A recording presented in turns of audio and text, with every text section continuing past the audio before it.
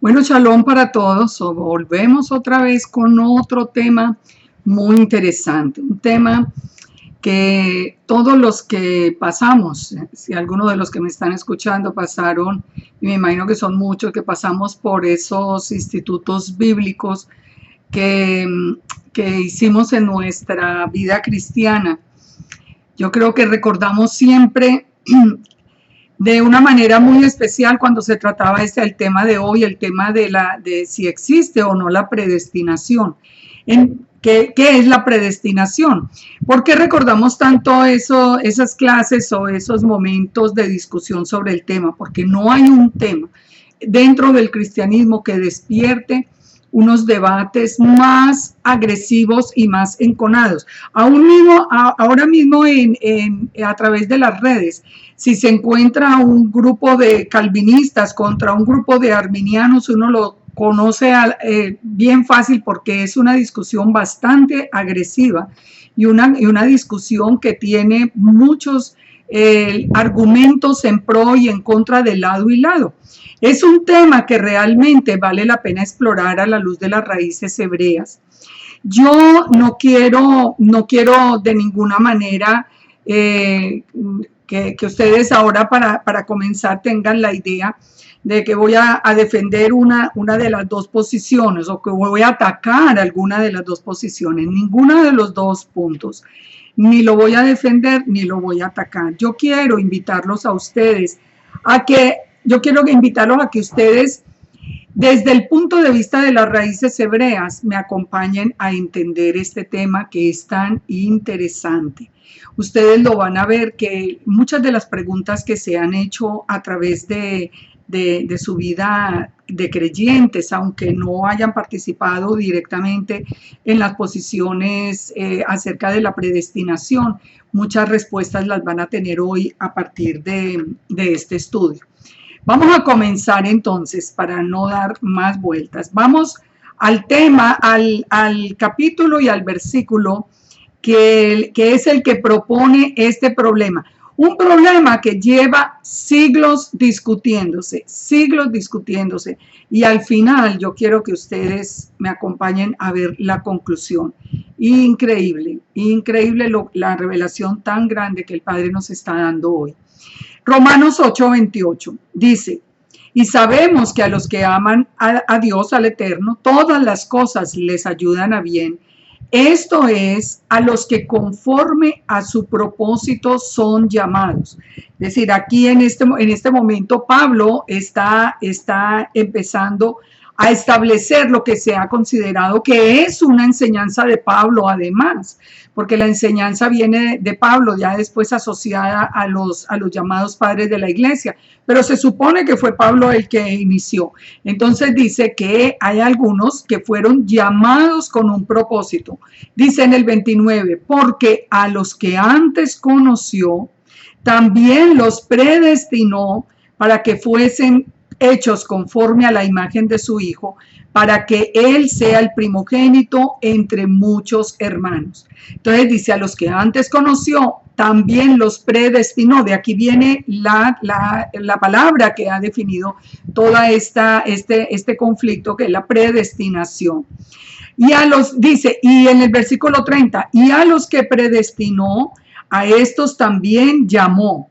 A los que llamó, lo justificó, y a los que justificó, a estos también glorificó. Bueno, antes de entrar en materia, digamos, a analizar estos temas desde el punto de vista de las raíces hebreas, les decía que esto es un conflicto que lleva siglos y es una posición antagónica que ha tomado dos líderes principales, que son Calvino y Arminio. Jacobo Arminio, que nació en Holanda en 1560, murió en 1609, y Juan Calvino, que vivió entre 1509 y 1564. O sea, ustedes ven que son más o menos contemporáneos. Ahora, ellos recuerden que el 15 de junio de 1520 fue la excomunión de Lutero. Es decir, En este momento, ¿por qué doy este dato? Porque Europa, cuando empieza esta doctrina, Europa estaba convulsionada en la época de Lutero, que estaba muy reciente toda la historia de Lutero. Entonces, estas son, como les digo, unas posiciones teológicas que han perdurado hasta hoy, y por eso es que traigo este tema a colación. Vamos a entender, por lo menos, yo no voy a profundizar porque pues, no tiene ninguna razón y no es exactamente, pero para que ustedes, los que no han conocido este conflicto en la teología cristiana, puedan darse una idea, vamos a ver en general cuáles son los 5 puntos que definen la teología según Arminio y cuáles son los 5 puntos que definen la teología según Calvino. Ellos se han dividido en 5 puntos, esto no lo estoy haciendo yo, eso está dentro de todo el debate. ¿Cuáles son los 5 puntos de Arminio? Arminio, bueno, en general, para que me entiendan mejor los que no han conocido sobre eso. Los calvinistas aseguran que el Eterno conoce y llama únicamente a una lista de creyentes que ya Él tiene predestinados para que sean salvos. Es decir, que la salvación no depende de nosotros, no depende de la determinación humana, sino que nosotros o las personas que hemos venido a la fe es porque fuimos predestinados para venir a la fe. Y eso lleva a una conclusión que la vamos a analizar al final, que es la conclusión, según el calvinismo, de que una vez salvo, siempre salvo. Es decir, si la persona fue llamada para ser salvo, nada lo va a hacer quitar y aunque muriera en pecado, inclusive hay muchas discusiones acerca del tema. Si alguien muere en pecado, alguien, por ejemplo, se apartó por un tiempo y está en pecado y tuvo un accidente y se murió, esa persona de todas maneras va a ser salvo según el calvinismo. En cambio, Arminio él está en la posición contraria. No es que somos predestinados, sino que él dice, el Eterno conoce quiénes son los que en el futuro lo van a aceptar y entonces conoce quiénes son los salvos, pero no es que los eligió desde antes, sino que le da la posibilidad del libre albedrío. Más o menos en general, vamos a ver los puntos. Pues los puntos de Arminio, entonces, dice el libre albedrío o la capacidad humana. Dice, este punto enseña que el hombre, aunque afectado por la caída de Adán, tiene la capacidad espiritual de escoger el bien espiritual y es capaz de ejercitar la fe en Dios a fin de recibir el evangelio. De este modo, obtener la salvación. Es decir, el hombre puede escoger si es salvo o no. Lo segundo, la elección condicional. Este punto enseña. Esto que estoy leyendo, lo estoy leyendo textual de la teología. Este punto enseñaba que Dios puso sus manos sobre todos aquellos individuos que sabía o preveía que iban a responder al evangelio. Dios eligió a aquellas personas que él vio que querían ser salvadas por medio de su libre albedrío. A pesar de su estado natural caído, por supuesto que de conformidad al primer punto del arminianismo, ese estado no era de caída total o de depravación total. Es decir, aunque hubo una caída, el hombre podía tomar la determinación de escoger si iba a ser salvo.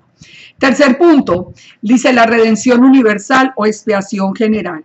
Arminio sostiene que Yeshua murió para salvar a todos los hombres, pero solo de un modo potencial. Dice, la muerte de Cristo es posible que Dios perdonara a los pecadores, pero únicamente a condición de que ellos creyeran. Pero de todas maneras decía que la redención era universal. Cuarto, la obra del Espíritu Santo en la regeneración está limitada por la voluntad humana. Este punto enseña que el Espíritu Santo, cuando comienza a traer a una persona a Cristo o a Yeshua, puede ser eficazmente resistido y sus propósitos frustrados. No podría impartir vida a menos que el pecador quisiera voluntariamente que esa vida le fuera impartida. Es decir, aunque ya haya aceptado y haya tomado la decisión, en cualquier momento puede frenar la obra del Espíritu Santo, es lo que dice Arminio. Quinto, la caída de la gracia. Este punto enseñaba que un hombre salvo podría final y definitivamente perder la salvación. Que si un hombre era salvo, el resultado dice, esto, por supuesto, es el resultado lógico y natural de todo el sistema. Si el hombre debe tomar la iniciativa en su salvación, es él quien debe retener la responsabilidad del resultado final. Los 5 puntos del arminianismo fueron presentados al Estado y fue convocado un sínodo nacional de la Iglesia. Esto ha sido un problema bien serio. Para reunirse en Dort en el año 1618 para examinar las enseñanzas de Arminio a la luz de las Escrituras. El sínodo de Dort sostuvo 154 sesiones durante un periodo de 7 meses. Ustedes pueden creer. Y sobre todo cuando terminemos el estudio de hoy, se van a dar cuenta que de verdad había un velo espiritual sobre nuestros ojos muy fuerte. 7 meses, 154 sesiones, y al final no se pudo encontrar ninguna base sobre la cual reconciliar el punto de vista arminiano con lo expuesto con la palabra de Dios. Es decir, aún esta posición de Arminio no se pudo encontrar el fundamento que tenía en la palabra del Eterno. Muy interesante con el estudio de hoy, por eso los invito a que sigamos, porque ustedes van a ver a dónde era que cuadraba y nunca lo pudieron ver. Los 5 puntos de Calvino. Entonces, esos son los 5 puntos de Arminio, y los 5 puntos de Calvino que fueron presentados en el sínodo de Dort se presentaron como en un acróstico que se llama TULIP, que es la depravación total, habla de la depravación total, de la elección incondicional, de la redención limitada, del llamamiento eficaz o de la perseverancia de los santos. Vamos a hacer una explicación muy sencilla. Ustedes saben, cuando uno lee estos temas en teología, el vocabulario es súper complicado. Yo lo voy a poner en palabras muy simples para que lo entendamos fácilmente. La depravación total. Dice, a la luz de las Escrituras, el estado natural del hombre es un estado de depravación total. Por consiguiente, hay una inhabilidad total de parte del hombre para ganar o contribuir a su salvación. Entonces dice, no es que sostengan que todo hombre es malo hasta el límite o que sea incapaz de reconocer la voluntad de Dios. Tampoco que sea incapaz de hacer el bien. Pero enseña que el hombre en el Edén cayó en su totalidad y está muerto, y dan como cita a Romanos 5:12. Es esclavo, segunda de Timoteo 2, 25, 26. Están ciegos y sordos, según Marco 4, 11, 12. Carecen de entendimiento espiritual, primera de Corintios 2:14, carece y es naturalmente pecaminoso, primero por nacimiento, porque el Salmo 51:5 dice, en maldad he sido formado y en pecado me concibió mi madre, y en la práctica porque dice, y vio el Eterno que la maldad de los hombres era mucha en la tierra, y que los designios de los pensamientos del corazón de ellos era de continuo solamente el mal. Entonces, este es el punto primero del calvinismo, donde dice que el hombre está en un estado total de depravación, donde no puede tomar por decisión propia la libertad, no puede tomar la decisión, de ser salvo o no. El segundo punto es la elección incondicional. Dice, la aceptación de la condición del hombre determinará en gran manera nuestra actitud hacia la elección condicional. Si un hombre está de hecho muerto, cautivo en pecado, ciego, sordo, sin entendimiento espiritual e inclinado naturalmente al pecado, entonces el remedio para solucionar esa condición es encontrarse fuera del hombre mismo, esto es, con Dios. Así que le dejan toda la obra a Dios. Dios es el que escoge quiénes van a ser salvos y quiénes no, que es lo que provoca más debate, porque entonces las personas sienten que, un momento, no todo el mundo tiene la misma opción, entonces, ¿qué estamos haciendo aquí? La historia de la Biblia, dicen ellos, todavía estoy hablando en nombre del calvinismo, la historia de la Biblia, de acuerdo a Calvino, es la historia de una elección incondicional. Entonces dice que así como Abraham y Jacob fueron elegidos, Yeshua también dijo, por ejemplo, no me eligieron vosotros a mí, sino que yo os elegí a vosotros, Juan 15, 16. Esto que pareciera ser un buen soporte para esa teoría calvinista, está dentro de otro contexto, cuando dice, no me eligieron vosotros, no me elegisteis vosotros a mí, sino que yo os elegí a vosotros, Juan 15, 16. Dice, también se sostienen en Romanos 9, no tiene potestad el alfarero sobre el barro para hacer de la misma masa un vaso de honra o un vaso de deshonra. Es decir, que según esta interpretación, el Eterno hace de cada persona, de cada ser humano, un vaso de honra o de deshonra según lo que el Eterno quiera, pero sin que intervenga la voluntad humana. Entonces dice, a Moisés dice, tendré misericordia del que yo tenga misericordia. Están citando estas palabras para promover y para darle mucho más bases a esta enseñanza de la predestinación. ¿Por qué debería el Eterno escoger a la nación de Israel como su gente peculiar? Se preguntan ellos. En Deuteronomio 7:7 estaría la respuesta. No por ser vosotros más numerosos que todos los pueblos os ha querido Dios y os ha escogido, porque vosotros erais el más insignificante de todos los pueblos, sino porque Dios os amó. O sea, ellos toman el llamamiento de Israel no como un llamamiento eterno, sino que en su momento ellos fueron llamados también no por ellos mismos, sino porque Dios los amó. Bueno, sigamos adelante, la expiación limitada, que es el tercer punto. El calvinismo sostiene que la muerte de Cristo en la cruz o de Yeshua en la cruz tenía un propósito. El propósito, entonces surge una pregunta, ¿el castigo de quiénes llevó Cristo? Dice el calvinismo. Él murió con un propósito, ¿murió por quién? Primero, murió para salvar a todos los hombres sin distinción. ¿O murió para no salvar a nadie en particular? ¿O murió para salvar a un cierto número de escogidos? Que es la posición que más adoptan. Entonces el calvinismo dice, Yeshua o Jesús murió para salvar a los predestinados, a los que estaban predestinados a salvación. El primer punto es sostenido, el primer punto de que murió por todo el mundo es sostenido por los que se llaman universalistas. Dicen que Cristo murió para salvar a todos los hombres y de esta manera suponen que todos los hombres serán salvados. Así que si Él ha pagado la deuda del pecado, salvó y dio la vida por todos los hombres. Así que no hay nadie condenado. El segundo punto de vista es el llamado arminiano, que sostiene que Cristo murió en una salvación potencial por todos los hombres, según este punto de vista, pero aunque Él pagó la deuda de nuestro pecado, la obra en la cruz no llega a ser eficaz hasta que el hombre se decide por Cristo. Si nosotros vemos en realidad las congregaciones, digamos, más evangélicas, más hacia lo evangélico, se van más por el punto de vista arminiano, aunque nunca lo hayan estudiado bajo ese punto de vista. Entonces ellos dicen, bueno, murió por todos los hombres, pero tiene que el hombre tomar una decisión.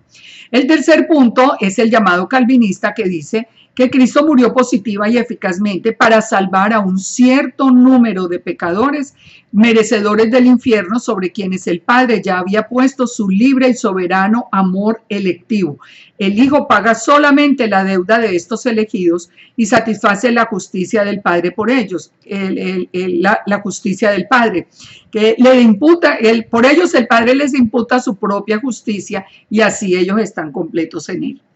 Bueno, este es el origen de la mayoría de las discusiones, porque algo que caracteriza el calvinismo es el que se siente parte de esta predestinación, su arrogancia y su orgullo se vuelve muy frecuentemente el punto de conflicto. Nosotros afirmamos que esta es la postura que realmente hace justicia al propósito, esto dice el calvinismo, al venir a la tierra para morir en la cruz. Y dice, llamará su nombre Jesús porque Él salvará a su pueblo de sus pecados. No a los judíos, dice el calvinismo, no es a los judíos porque ellos no fueron salvados como un pueblo. Jesús amó a la iglesia y se entregó a sí mismo por ella. Efesios 5:25, el cual fue entregado por nuestros delitos y resucitado por nuestra justificación. ¿De quién habla el Espíritu Santo cuando dice nuestro y nuestra? ¿Acaso está hablando del mundo? No, ellos dicen, está hablando de ese pequeño número de personas que Él predestinó desde antes para ser salvos. Bueno, cuarto punto, que sostiene el calvinismo es la gracia irresistible. Si los hombres son incapaces de salvarse a sí mismos debido a su naturaleza caída, y si Dios se ha propuesto salvarlos, y Cristo consumó la salvación de ellos, se deduce que también Dios mismo les va a proveer todos los medios para que la salvación se lleve a cabo. Es decir, que es el Eterno el que se va a preocupar de que ese que fue elegido lo llama, le hace cualquier cosa, va a hacer el Eterno, pero lo va a llevar en el camino hasta que por fin tenga la salvación. Estoy hablando en términos del calvinismo. ¿Qué quiere decir gracia irresistible? Nosotros sabemos, dice el calvinismo, que cuando el evangelio es predicado a la iglesia o al aire libre a través de la palabra de Dios leída, no todas las personas hacen caso del llamado. No todas las personas llegan a ser convencidas de sus pecados y de su necesidad de Cristo. Esto explica el hecho de que hay dos llamamientos. Existe un llamamiento externo y uno interno. Entonces dicen, bueno, sí, el evangelio se esparce por el mundo, pero no todo el mundo responde. Y la interpretación que le dan es precisamente que hay ese llamamiento anterior. Esta enseñanza es sustentada una y otra vez en la palabra de vida de Dios, como por ejemplo en los siguientes versículos. Ellos dicen que esta es la sustentación. Primero, todo lo que el Padre me da vendrá a mí, y el que a mí viene no le echo fuera. Note que aquellos que el Padre ha dado a Cristo son los elegidos y vendrán a Él. Es el soporte que da. En segundo lugar, nadie puede venir a mí a menos que el Padre que me envió lo traiga, y yo lo resucitaré en el día final. Aquí él está diciendo que es imposible que los hombres vengan a él por sí mismos, la interpretación que le dieron. Y también está escrito en los profetas, serán todos enseñados por Dios, así que todo aquel que oyó al Padre y aprendió de él viene a mí. Los hombres pueden oír el llamamiento externo, pero solo esos predestinados que fueron enseñados por el Padre pueden responder al llamamiento de Yeshua. Porque todos los que son guiados por el Espíritu de Dios, estos son hijos de Dios, son varias de las citas que ellos dan. Pero cuando agradó a Dios, que me apartó del vientre de mi madre y me llamó por su gracia, entonces dice, bueno, aquí está diciendo Pablo que él es uno de esos llamados. Mas vosotros sois linaje escogido, real sacerdocio, nación santa, pueblo adquirido por Dios para que anunciéis las virtudes de aquel que os llamó de las tinieblas a su luz admirable.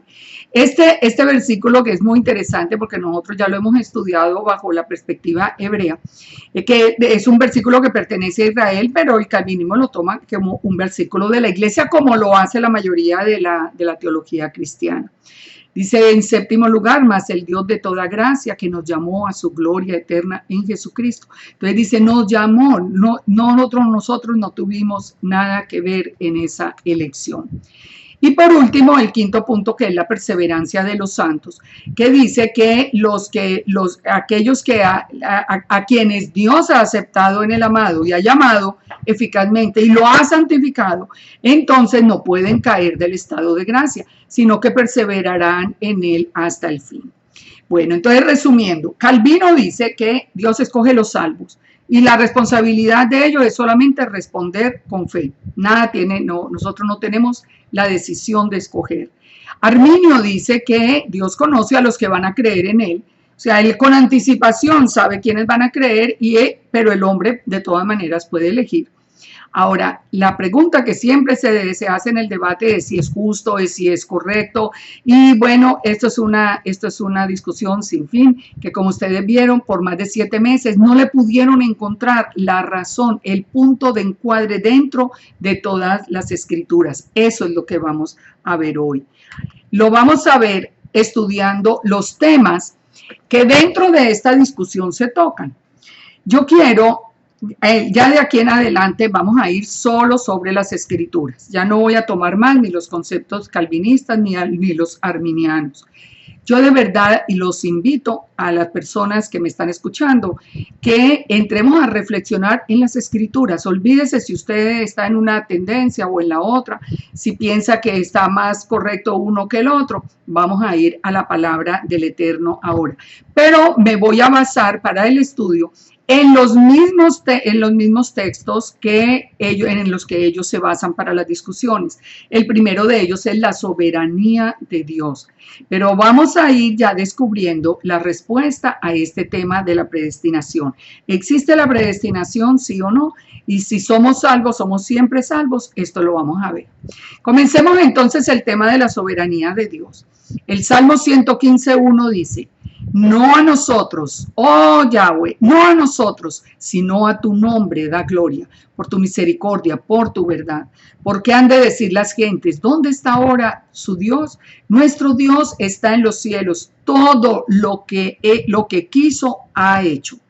Entonces, aquí donde encontramos el punto de la soberanía, donde nos dice que nuestro Elohim, que está en los cielos, todo hace lo que Él quiere. Hace como Él quiere, Él ordena y se hace. Y esto lo sabemos que es una verdad. Ahora, hasta aquí, hasta este versículo 3, se toma normalmente para la discusión que les planteé sobre la predestinación. Lo que se han olvidado de leer para poder aclarar el tema. Recuerden siempre que yo hago mucho énfasis en los contextos, porque un texto sacado del contexto se vuelve un pretexto para algo. Entonces, ¿qué es lo que han olvidado? Leer el resto del Salmo 115. Del versículo 4 al versículo 8 está hablando de los falsos dioses o de los ídolos, pero en el versículo 9 dice: oh Israel, confía en el Eterno. Él es tu ayuda, tu escudo. Casa de Aarón, confiad en el Eterno. Él es vuestra ayuda y vuestro escudo. Los que teméis al Eterno, confiad en el Eterno. Él es vuestra ayuda y vuestro escudo. El Eterno se acordó de nosotros, nos bendecirá. Bendecirá a la casa de Israel y bendecirá a la casa de Aarón. ¿De qué nos está hablando hasta aquí el Salmo? El Salmo que nos declara que el Eterno es soberano, inmediatamente nos aclara que Él es el Elohim de Israel, el Elohim que bendice las dos casas de Israel. Dice: bendecirá a la casa de Israel y a la casa de Aarón. Recuerden que la casa de Judá comprende las tribus de Judá, la tribu de Leví y la tribu de Benjamín, y algunos de las otras tribus, pero de todas maneras la casa de Aarón es parte de la casa de Judá. Dice: bendecirá a los que temen al Eterno, a pequeños y a grandes. Aumentará el Eterno bendición sobre vosotros y sobre vuestros hijos. Benditos vosotros del Eterno, que hizo los cielos y la tierra. Entonces aquí ya empezamos a ver que la soberanía del Eterno está ligada indiscutiblemente al pueblo de Israel, porque Él es el Elohim de Israel, y nosotros aun cuando estábamos en la iglesia lo decíamos: Él es el Dios de Israel. Ahora, el Salmo 135 es otro de los textos más usados dentro de esta discusión para probar la soberanía del Eterno. Entonces dice: todo lo que el Eterno quiere lo hace, en los cielos y en la tierra, en los mares y en todos los abismos. Él hace subir las nubes de los extremos de la tierra. Él hace los relámpagos para la lluvia. Él saca de sus depósitos los vientos. Él es quien hizo morir a los primogénitos de Egipto, desde el hombre hasta la bestia. Él envió señales y prodigios en medio de ti, oh Egipto, contra Faraón y contra sus siervos. Destruyó a muchas naciones, mató a reyes poderosos. O sea, estos son los versículos del 6 en adelante que más se citan para probar la soberanía. Pero de nuevo, ¿qué se les olvidó en el contexto? El principio del Salmo 135. ¿Cuál es el principio? Dice: alabad el nombre de Yud-Heh-Vav-Hei, alabadle, siervos del Altísimo, los que estáis en la casa del Eterno, en los atrios de la casa de nuestro Dios. Alabad allá, porque Él es bueno. Cantad salmos a su nombre, porque Él es benigno. Porque el Eterno ha escogido a Jacob para sí, a Israel por posesión suya, porque yo sé que el Eterno es grande y el Señor nuestro mayor que todos los dioses.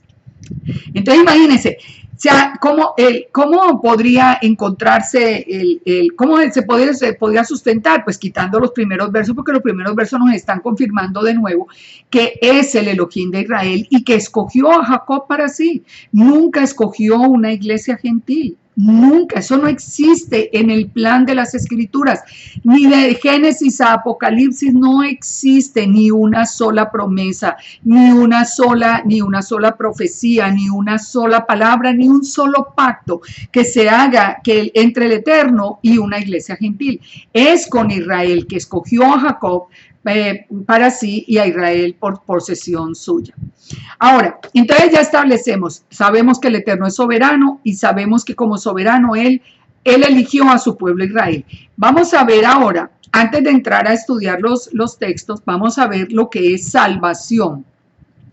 Porque claro que todo esto está ligado a salvación. Si soy salvo, siempre salvo. ¿Qué es salvación? ¿Qué es lo que se entiende por salvación? Aquí es donde nosotros encontramos también, aparte de lo que ya hemos visto, donde vamos encontrando como el meollo del asunto. ¿Cuál es el problema? Lo que se entiende por salvación dentro de la teología, dentro de la teología cristiana.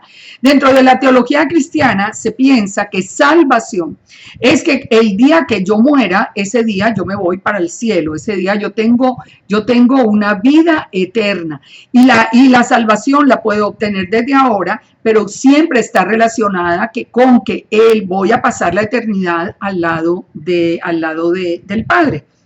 Ese es el concepto general de salvación, pero resulta que el concepto de salvación en las escrituras no es ese, o por lo menos no es completamente ese, digamos que ese es una partecita únicamente. Vamos a estudiar qué es salvación en las escrituras. Vuelvo y les pongo acá para que me puedan seguir. En la palabra salvación, la palabra que ha sido traducida como salvación en español, viene de diferentes palabras, no es siempre la misma palabra. En el Tanakh encontramos por lo menos 3 definiciones o 3 palabras que fueron traducidas como salvación y son diferentes. La primera es la palabra Yeshua. La palabra Yeshua que se tradujo como salvación tiene el significado de bienestar, prosperidad, liberación, rescate, salvación por Dios o victoria. Cuando se habla de Yeshua como salvación, entonces estamos hablando, por ejemplo, si les dio bienestar al pueblo, si los liberó de los enemigos, si les ayudó, por ejemplo, cuando los sacó de Egipto, los liberó, ya vamos a ver textos. Si los rescató, si les dio prosperidad, esto todo está debajo de la palabra Yeshua, que ha sido traducida como salvación. También esta palabra Yeshua viene de la raíz Yachá, que significa lo igual, salvar, ser salvo o ser liberado. Ser liberado, el ser victorioso en una batalla o ser liberado de problemas morales o de pecados. Entonces, esta es la raíz de la palabra salvación. Pero muy interesante que la palabra salvación en el Tanakh también aparece en hebreo como Teshuvah. Teshuvah, que nosotros siempre la hemos visto como arrepentimiento, como dar la vuelta y devolvernos hacia las sendas antiguas. La palabra Teshuvah ha sido traducida en muchas ocasiones como salvación, que quiere decir especialmente se relaciona cuando ha habido liberación, una liberación que el Padre le ha dado a su pueblo Israel a través de un hombre. Ahorita vemos los ejemplos. Y se refiere también esa palabra a una salvación en el sentido espiritual. Miremos textos para que vamos comprendiendo el significado de la palabra salvación. Éxodo 14:13 dice: y Moisés dijo al pueblo: no temáis, estad firmes y ved la salvación que el Eterno hará hoy con vosotros, porque los egipcios que hoy habéis visto, nunca más para siempre lo veréis. Aquí estamos en el cruce del Mar Rojo. Y estas palabras de Moisés son muy interesantes, además, porque Moisés le está diciendo: no temáis, estad firmes y ved a Yeshua, ved la salvación que el Eterno hará hoy con vosotros. Pero se está refiriendo al término Yeshua, es el término utilizado en esta porción. Dice, los egipcios que hoy habéis visto, nunca más para siempre lo veréis. Fíjense que no les está hablando de salvación, como que, bueno, no se preocupen que si ustedes mueren aquí se van a ir todos para el cielo. Él les está diciendo la salvación es que hoy van a morir sus enemigos. Hoy ustedes van a ser salvos, van a estar a salvo. Como si nosotros dijéramos en español, va a estar a salvo. Ahora, primera de Samuel 11:12. Dice, el pueblo entonces dijo a Samuel, ¿quiénes son los que decían, ha de reinar Saúl sobre nosotros? Danos esos hombres y los mataremos. Bueno, aquí si leen el contexto, Saúl acaba de ser elegido como rey en Israel. Y nos dice el versículo, danos esos hombres, los mataremos. Y Saúl dijo, no morirá hoy ninguno, porque hoy el Eterno ha dado salvación en Israel. De nuevo, aquí entonces la palabra salvación ya no es la palabra Yeshua, sino que se refiere a la palabra Techubá, porque está hablando de liberación también de enemigos. Fíjense que las palabras son distintas y fueron traducidas al español con el mismo término. Primera de Samuel 19:5. En el capítulo 17 David mató a Goliat y todo esto. En el capítulo 19 dice el versículo 5. Pues él tomó su vida en su mano y mató al filisteo, y el Eterno dio gran salvación a todo Israel.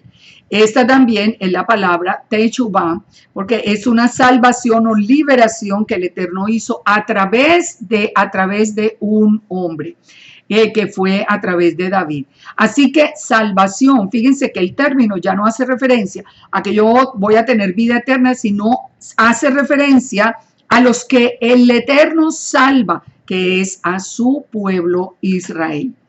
Sigamos adelante. Aquí les muestro, lo voy a poner un poquito más grande, pero aquí les muestro en la palabra y la raíz para que ustedes la vean. La palabra original, cuando es Yeshua, cuando es la palabra Yeshua, que significa salvación, que viene de la palabra Yashá, como vimos, y que significa liberación, prosperidad, salvación, seguridad, victorias o una victoria en especial. También tenemos la palabra Yeshá, o que también significa lo mismo, liberación, rescate, salvación, seguridad, prosperidad, y viene también de la palabra Yashá. Todas están entrelazadas, que también significa seguridad, salvación, seguridad o salvación. Bueno, vamos a Primera de Crónicas 16:35. La Primera de Crónicas, que también es el mismo texto del Salmo 106:47. David está ya, él está en este momento de su vida, alabando al Eterno y le dice, sálvanos, oh Dios, salvación nuestra, recógenos y líbranos de las naciones, para que confesemos tu santo nombre y nos gloriemos en tus alabanzas. Bendito seas Yahweh, el Dios de Israel, desde la eternidad y hasta la eternidad, y diga todo el pueblo, amén. Miremos el texto. Dice, sálvanos, oh Dios, salvación nuestra. Dice, pero ¿en qué sentido está hablando de salvación? Dice, recógenos y líbranos de las naciones. ¿Se dan cuenta? Esa es la otra definición de salvación, que es de librarnos de los enemigos. Así que no siempre que oímos soy salvo, no soy salvo, es porque yo tengo vida eterna. No, aquí está hablando de los enemigos. Líbranos de las naciones para que confesemos tu santo nombre. Aquí la salvación es material, es física. Y a pesar de la importancia de la acción humana, la salvación se atribuye al Eterno. ¿Por qué se atribuye al Eterno? Porque es el Eterno el que le da la fuerza, la bendición y la gracia, digamos, a su pueblo para vencer o para ser vencido en el otro caso si ese pueblo está en desobediencia. Recuerden siempre que el Eterno le dijo a Israel que si ellos obedecían su Torá, Él los defendería de los enemigos, pero que si desobedecían su Torá, entonces Él los haría caer en manos de ellos. Isaías 45:17 dice: Israel será salvo en el Eterno con salvación eterna. No os avergonzaréis ni os afrentaréis por todos los siglos. O sea, es lo que estamos diciendo. Si está en obediencia, Israel siempre va a ser, nunca va a ser avergonzado delante de las naciones. Isaías 46:9 dice: acordaos de las cosas pasadas desde los tiempos antiguos, porque yo soy Dios, yo soy Elohim, y no hay otro Elohim y nada semejante a mí, que anuncio lo por venir desde el principio y desde la antigüedad lo que no era hecho, que digo mi consejo permanecerá y haré todo lo que quiero. O sea, aquí nos está hablando precisamente del poder absoluto que tiene el Eterno. Él dice que llamo desde el oriente al ave y de tierra lejana al varón de mi consejo.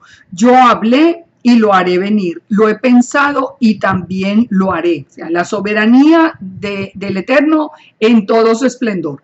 Pero dice: oídme duros de corazón que estáis lejos de la justicia. Haré que se acerque mi justicia, no se alejará, y mi salvación no se detendrá. Y pondré salvación en Sión y mi gloria en Israel. Fíjense, no, si el Eterno es omnisciente, si Él todo lo sabe, Él sabe el pasado, el presente, el futuro, Él siempre es un presente permanente para Él. Él es el Todopoderoso. ¿Cómo Él hace la referencia a que la salvación es en Sión y su gloria en Israel, si más adelante, a través del sacrificio de su propio Hijo, iba a venir a desechar a Israel y a levantar una iglesia gentil? ¿Se dan cuenta? Es que eso es lo que nunca les cuadró en los 7 meses de los debates que tuvieron en Europa. Eso fue lo que nunca les hizo clic, porque como no hay en las escrituras un texto que apoye a una iglesia que Él ha elegido, ahora una iglesia gentil, sino a Israel. Él dice: la salvación la pondré en Sión. Sión está hablando de la tierra prometida, de Jerusalén, y mi gloria en Israel. Isaías 51:3. Dice: ciertamente consolará el Eterno a Sión. No dice al mundo, no dice a la iglesia, no dice a Sión. Consolará todas sus soledades y cambiará su desierto en paraíso y su soledad en huerto del Eterno. Se hallará en ella alegría y gozo, alabanza y voces de canto. Estad atentos a mí, pueblo mío, y oídme, nación mía. ¿A quién le está hablando? Israel. Porque de mí, dice el Eterno, saldrá la Torá y mi justicia para luz de los pueblos. Cercana está mi justicia. Ha salido mi salvación. Aquí la palabra otra vez es que es muy interesante, además, en este texto de Isaías 51. Así como fue interesante que la palabra usada, siendo que hay por lo menos 3 palabras, como mínimo, porque hay más, pero con por lo menos esas 3 palabras son las más frecuentes. Es muy interesante que en el paso del Mar Rojo, que correspondería a la fiesta de primeros frutos, se diga: ved la Yeshua, vean la salvación. Pero bueno, aquí en Isaías 51:3, igual, fíjense el significado. Aquí la palabra salvación de nuevo es Yeshua. Entonces, ¿qué es lo que está diciendo el Eterno? Pueblo mío, oídme, nación mía, porque de mí saldrá la Torá y mi justicia para luz a los pueblos. Cercana está mi justicia, ha salido mi salvación, mi Yeshua, y mi brazo, ya él está en el plan de enviar a Yeshua. Ha salido mi salvación y mis brazos juzgarán a los pueblos. A mí me esperan los de la costa y en mi brazo ponen su esperanza. Alzad a los cielos vuestros ojos y mirad abajo a la tierra, porque los cielos serán deshechos como humo y la tierra se envejecerá como ropa de vestir, y de la misma manera perecerán sus moradores, pero mi salvación será para siempre, mi justicia no perecerá. O sea, aquí ya está hablándole, pero está hablándole a la nación de Israel. Isaías 52:1, leámoslo. Despierta, vístete de poder, oh Sión. Sión, no le está hablando al mundo, no le está hablando a la iglesia. Vístete de tu ropa hermosa, Jerusalén, ciudad santa. Esta palabra la vamos a tener presente para el final. Vístete de gala, de ropa hermosa, Jerusalén, ciudad santa, porque nunca más vendrá a ti incircunciso ni inmundo. Sacúdete del polvo, levántate y siéntate, Jerusalén. Suelta las ataduras de tu cuello, cautiva, hija de Sión. Porque así dice el Eterno, de balde fuisteis vendidos, por tanto, sin dinero seréis rescatados. Porque así dijo el Eterno, el Eterno, mi pueblo descendió a Egipto en tiempo pasado para morar allá. El asirio lo cautivó sin razón. Por tanto, mi pueblo sabrá mi nombre por esta causa en aquel día, porque yo mismo he aquí que estaré presente. Cuán hermosos son sobre los montes los pies del que trae alegres nuevas. ¿Por qué estoy tomando ese texto de Isaías? Porque es el texto donde se anuncia el evangelio, las buenas nuevas. Es precisamente el texto.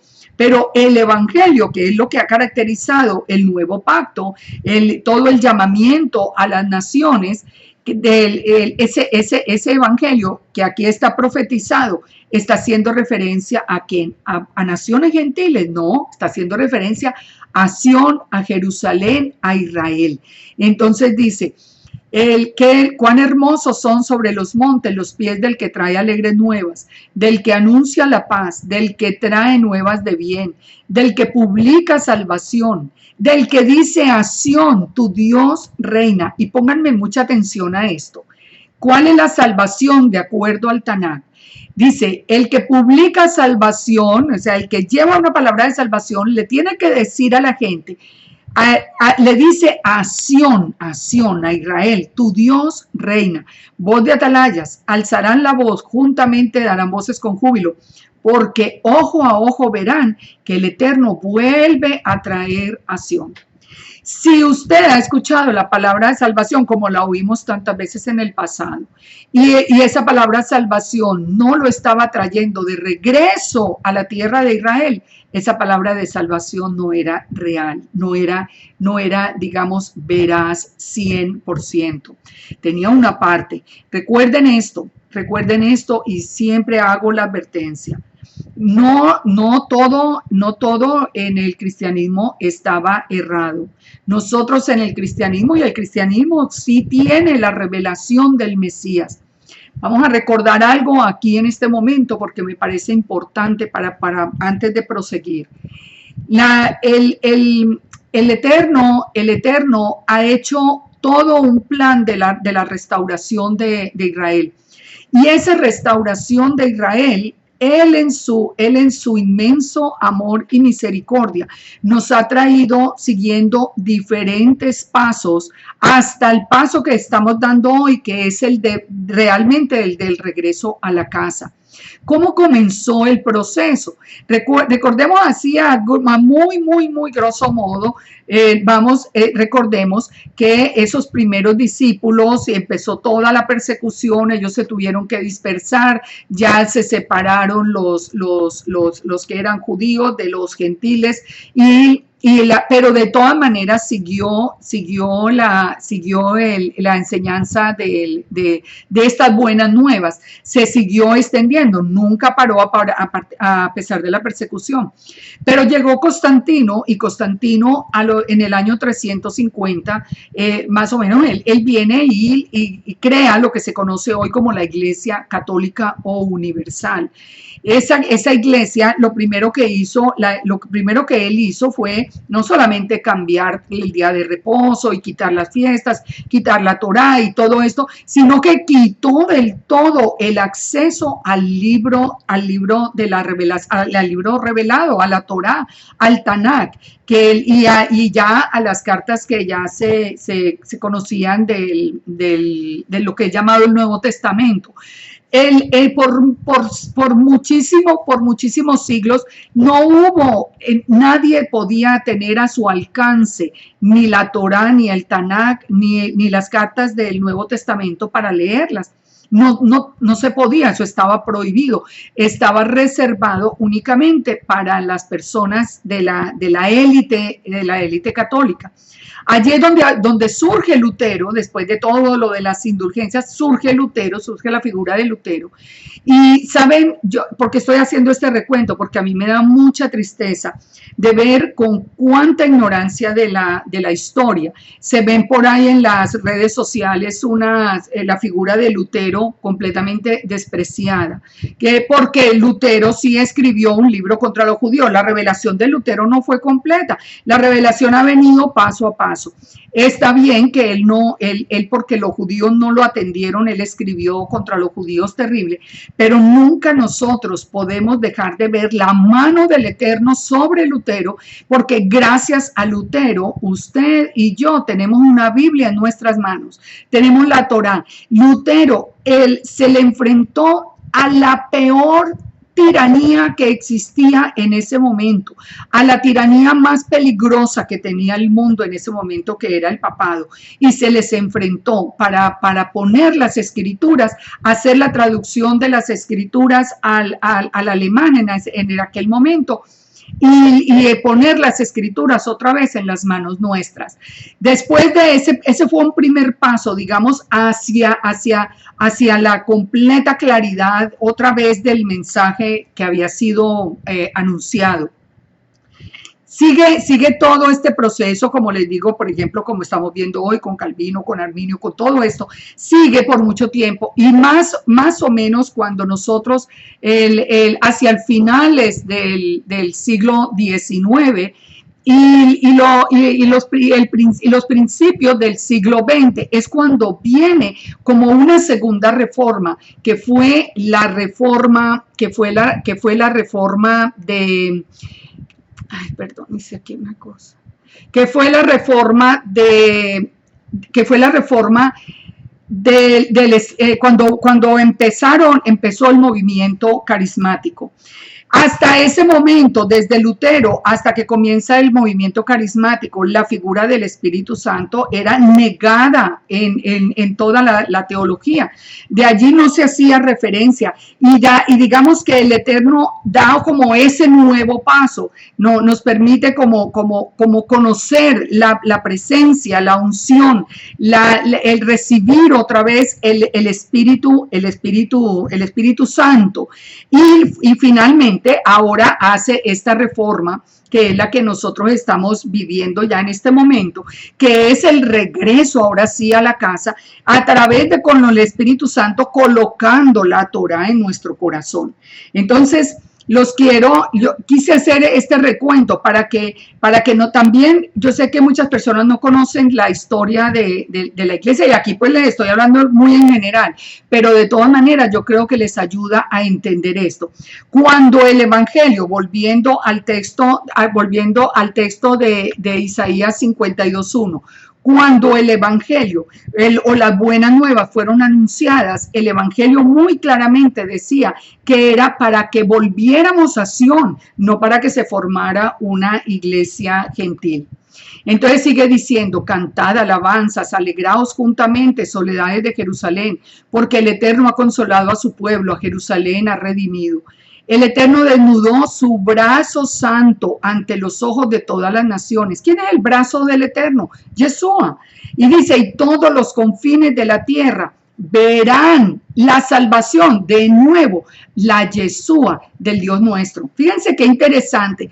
Todos esos últimos versículos que están haciendo referencia a los de Isaías, que están haciendo referencia a llevar el Evangelio, a llevar las buenas nuevas al mundo, y para traer precisamente todo ese remanente de Israel de regreso a su casa.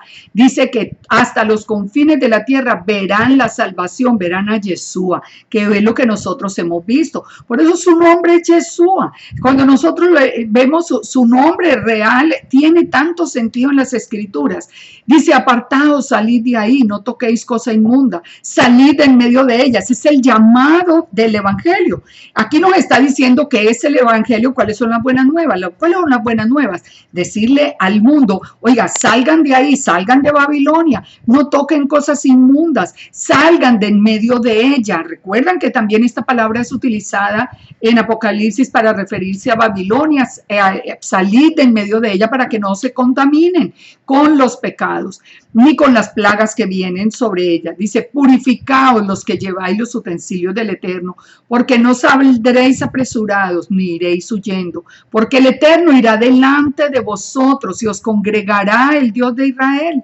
¿Qué fue lo que dijo el Eterno? Dijo, el que esparció a Israel lo reunirá.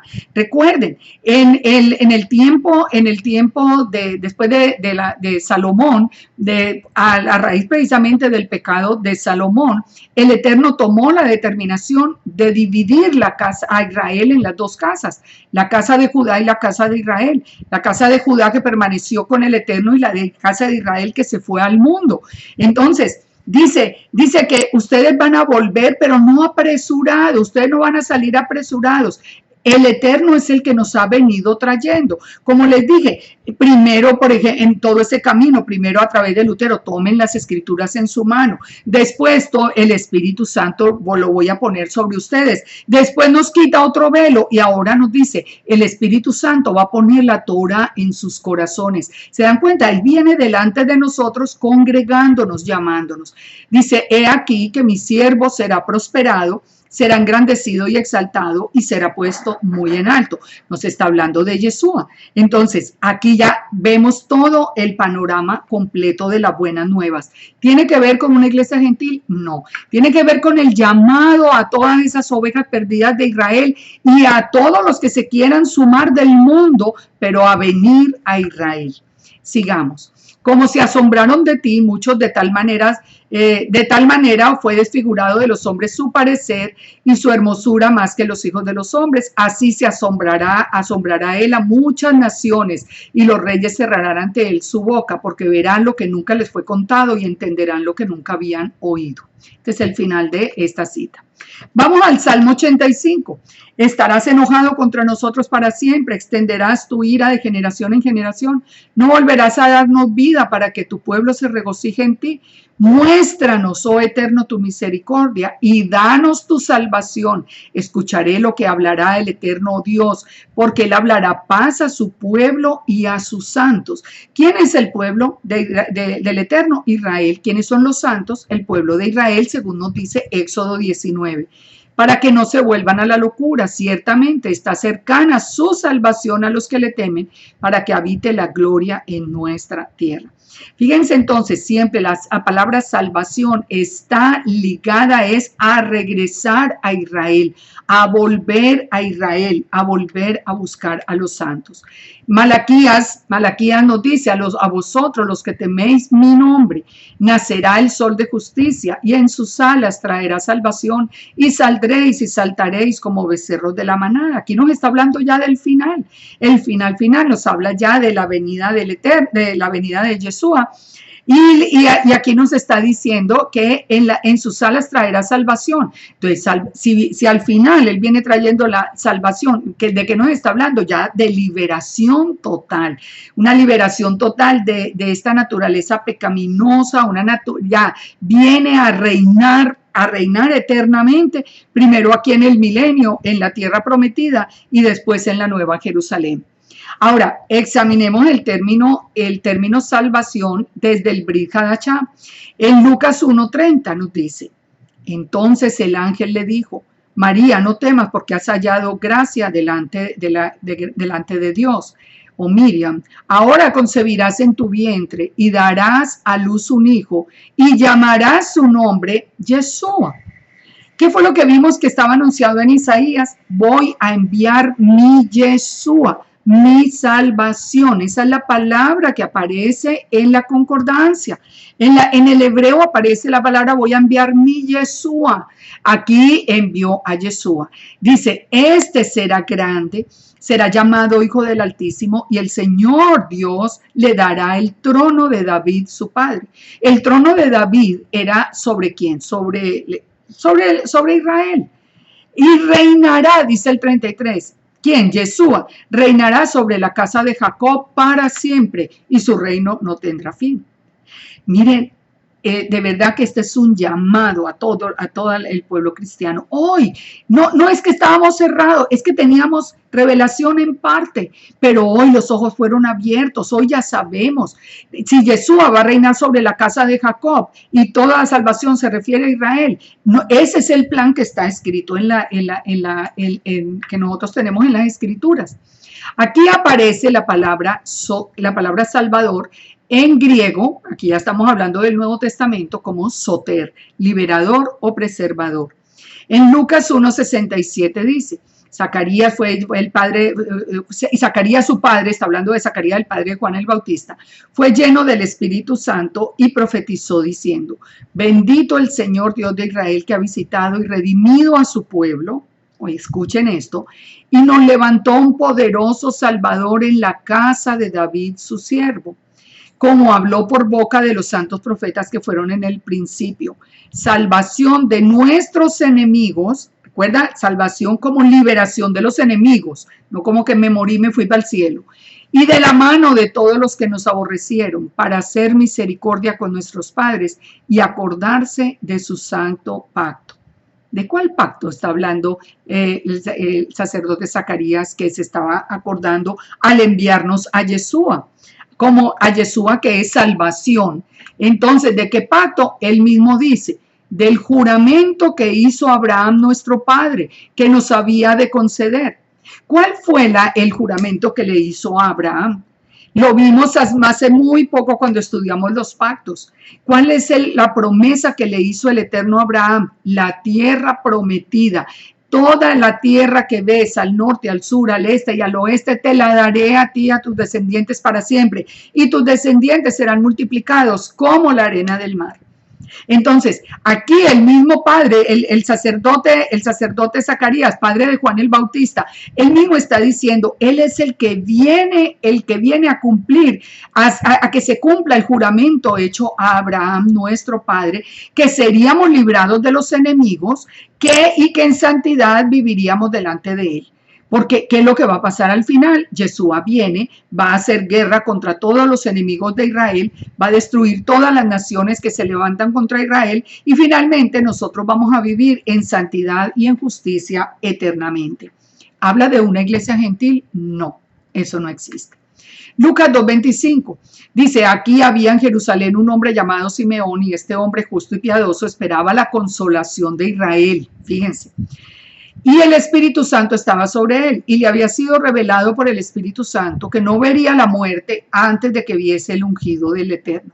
Y movido por el Espíritu vino al templo y cuando los padres del niño Yeshua lo trajeron al templo para hacer con él conforme al rito de la Torá, cuando vinieron a presentar a la redención del primogénito, él dice, él le tomó en sus brazos y bendijo al Eterno diciendo, ahora, Señor, despides a tu siervo en paz, conforme a tu palabra, porque han visto mis ojos tu salvación. He visto a Yeshua, tu salvación, la cual has preparado en presencia de los pueblos, luz para revelación a los gentiles y gloria de tu pueblo Israel.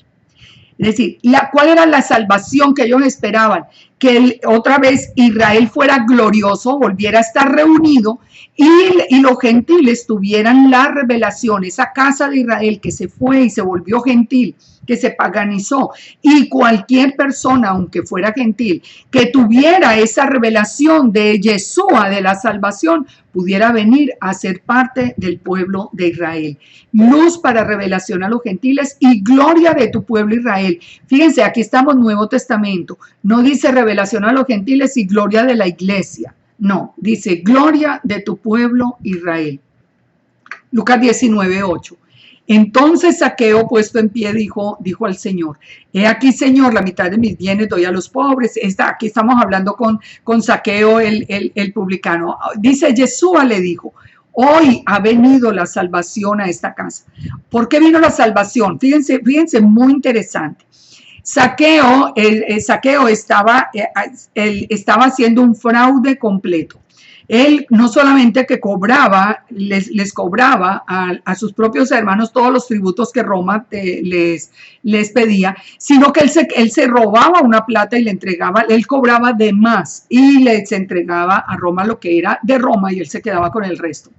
Entonces, en este momento, puesto en pie, le dijo: Señor, la mitad de mis bienes doy a los pobres, y si en algo al que le haya robado se lo voy a dar cuadruplicado. O sea, él se arrepintió de corazón. Entonces Yeshua le dijo: hoy ha venido la salvación a esta casa, por cuanto él también es hijo de Abraham.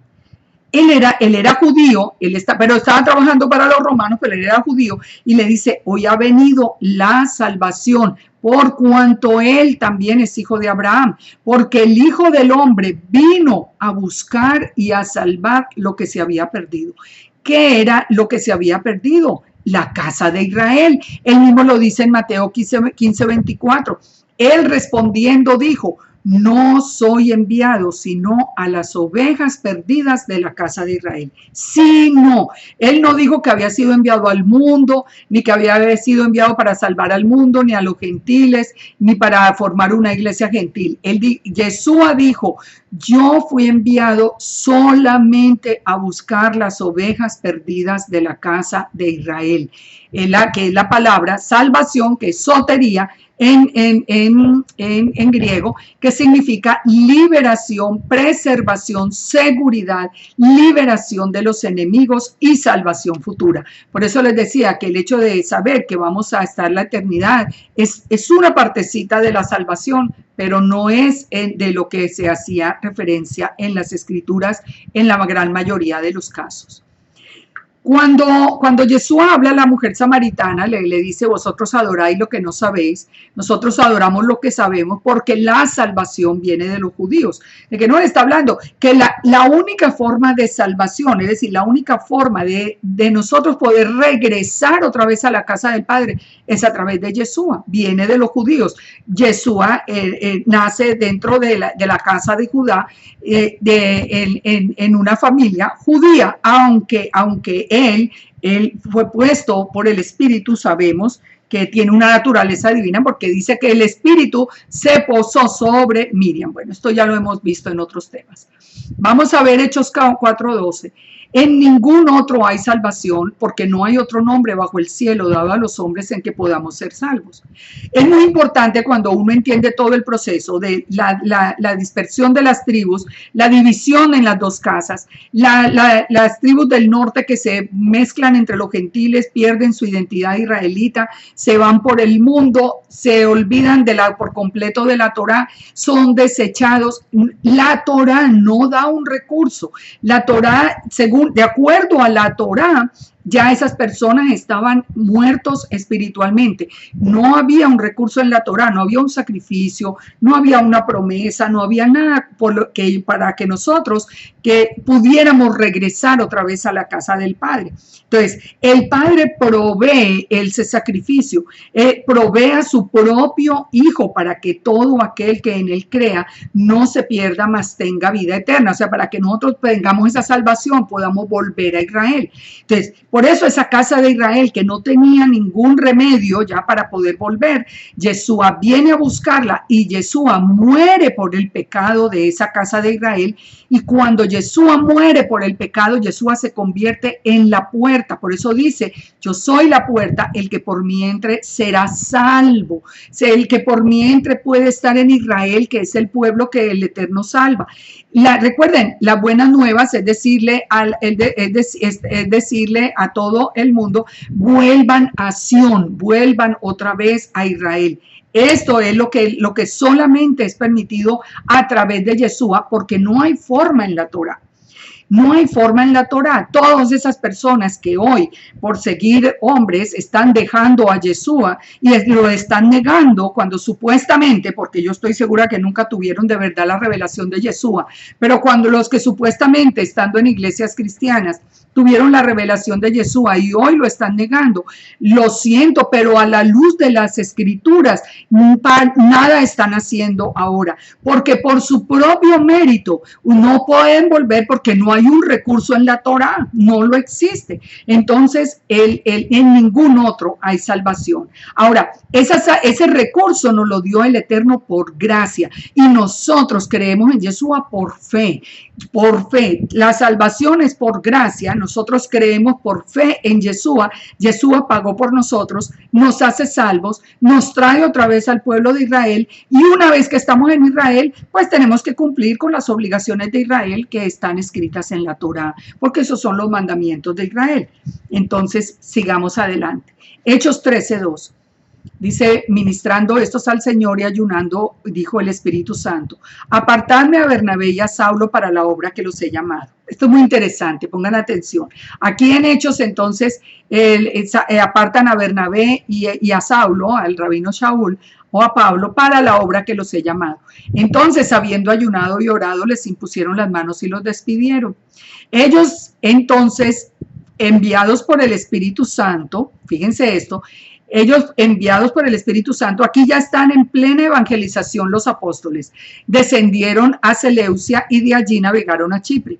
Y llegados a Salamina, anunciaban la palabra de Dios en las sinagogas de los judíos.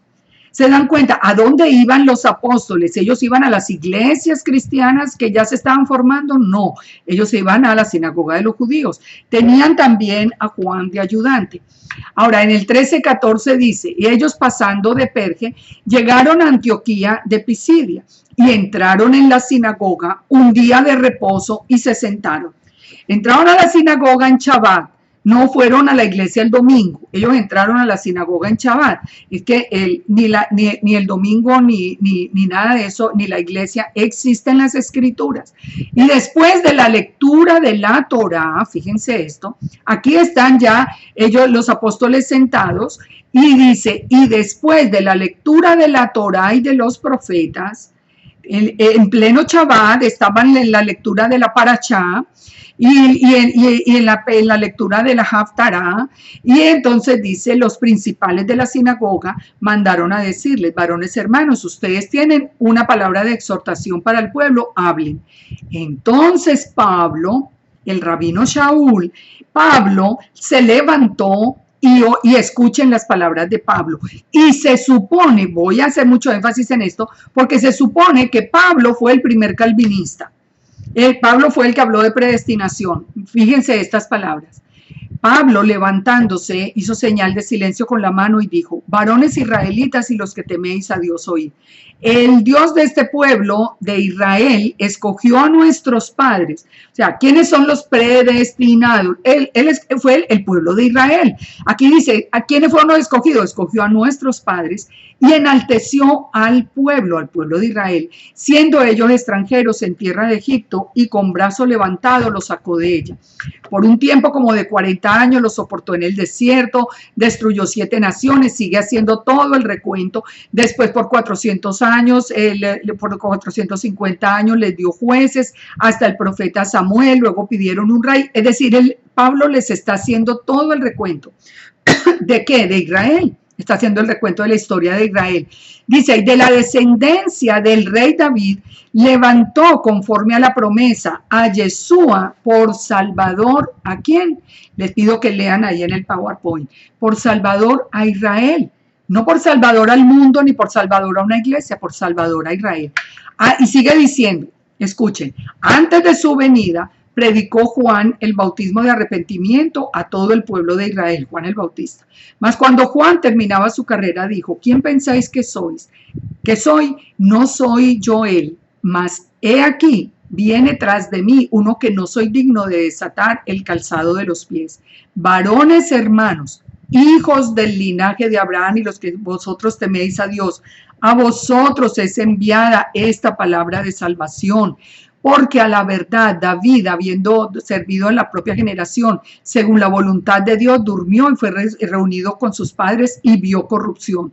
Mas aquel a quien el Eterno levantó no vio corrupción. Sabed pues, varones hermanos, que por medio de él se anuncia el perdón de los pecados y de todo aquello que por la ley de Moisés no pudisteis ser justificados.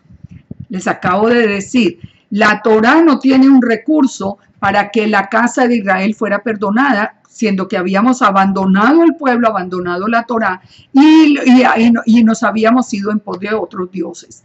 Esto lo hicieron desde que se fueron las tribus al norte. Bueno, aquí dice, aquí lo está confirmando Pablo. En la ley de Moisés no había forma de ser justificado, no había un mandamiento que dijera, los que se van y pecaron y abandonaron y se fueron y todo pueden hacer el tal sacrificio para poder regresar. Eso no existe en la Torá para ese tipo de pecado, porque es un pecado de muerte. Así que lo que está diciendo Pablo aquí, de lo que la ley no los pudo justificar, fuimos justificados a través de Yeshua, todo el que cree. Dice, pero viendo los judíos, la muchedumbre se llenaron de celo, porque bueno, ya después la gente está escuchando con mucha atención el llamado y lo entienden. Entonces Pablo y Bernabé, hablando con denuedo, dijeron, a vosotros a la verdad era necesario que os hablase primero la palabra de Dios. Más puesto que ellos ya no la querían escuchar, ellos no querían escuchar esto, entonces dice, más puesto que la desecháis, he aquí que vamos a ir a los gentiles, porque así nos ha mandado el Señor diciendo, te he puesto para luz de los gentiles, a fin de que sea salvación hasta lo último de la tierra. Y los gentiles, oyendo esto, se regocijaban y glorificaban la palabra del Señor, y creyeron todos los que estaban ordenados para vida eterna. Y la palabra del Señor se difundía por toda aquella provincia.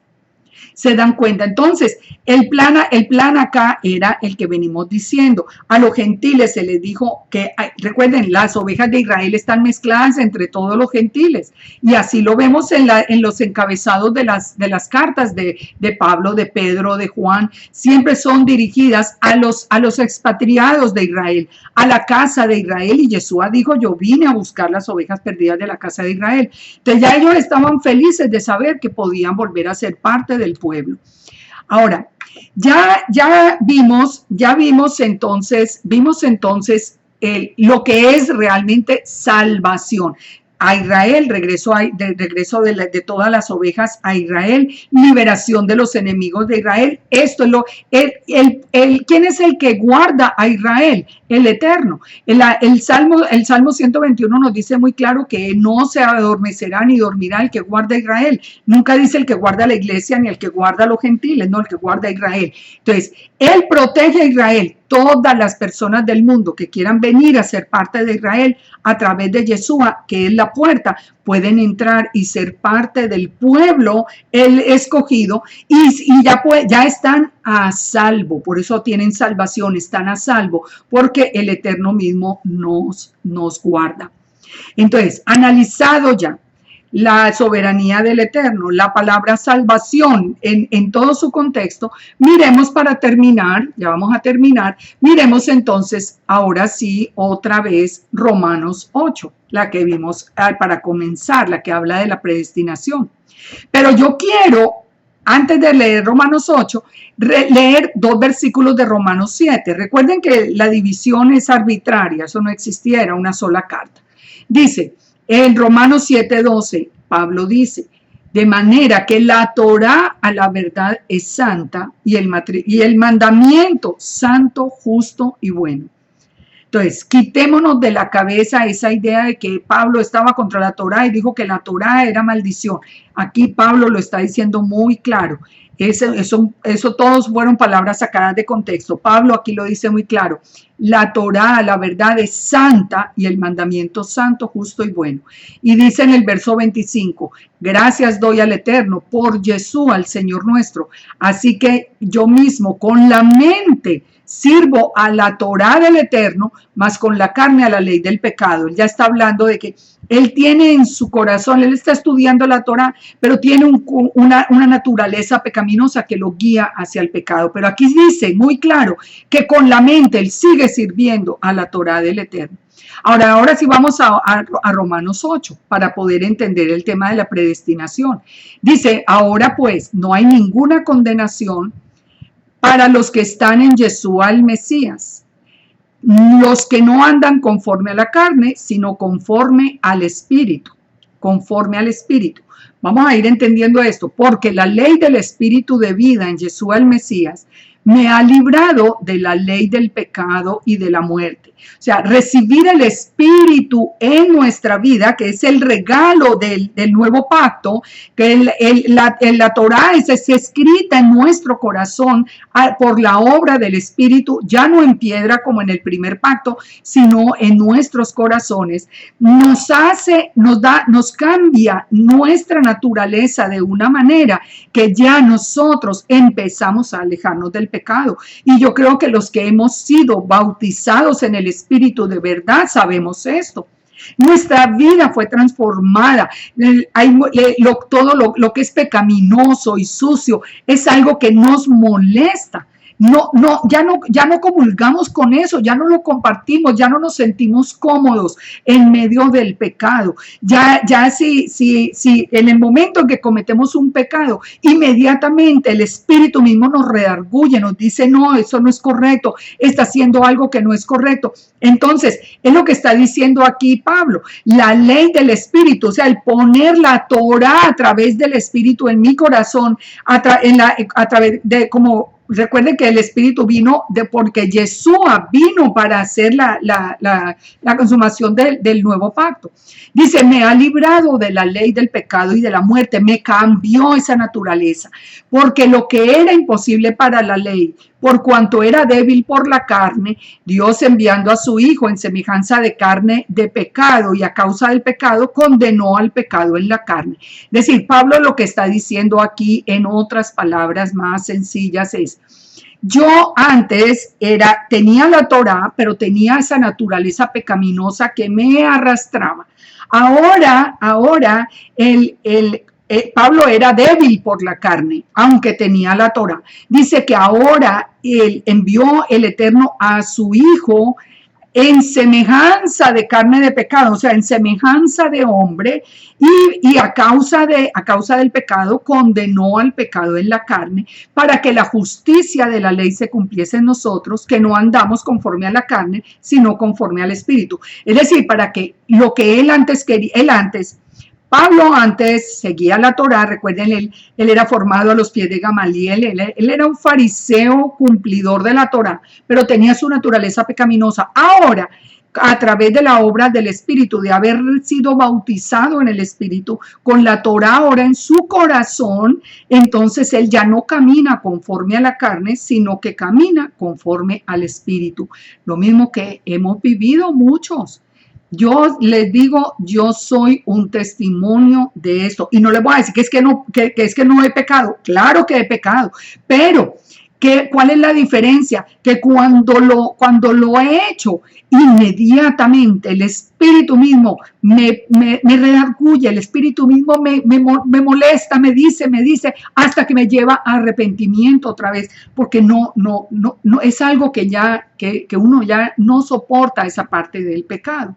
Dice, porque si vivís conforme a la carne, moriréis, mas por el Espíritu hacéis morir las obras de la carne. O sea, ya cuando se recibe el Espíritu, porque todos los que son guiados por el Espíritu de Dios son hijos de Dios. ¿A qué nos está haciendo referencia? ¿Recuerdan a Juan 1?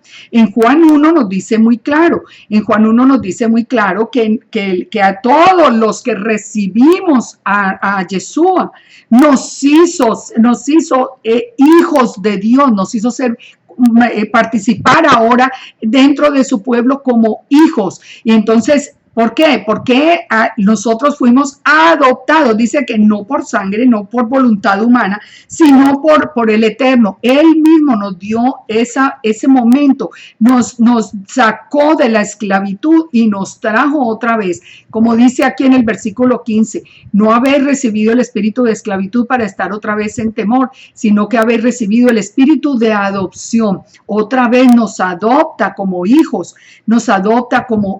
suyos. No todo el mundo es hijo de Dios, todos son creados por Dios, pero solo los que a través de Yeshua venimos a ser parte de su pueblo, somos hijos del Eterno.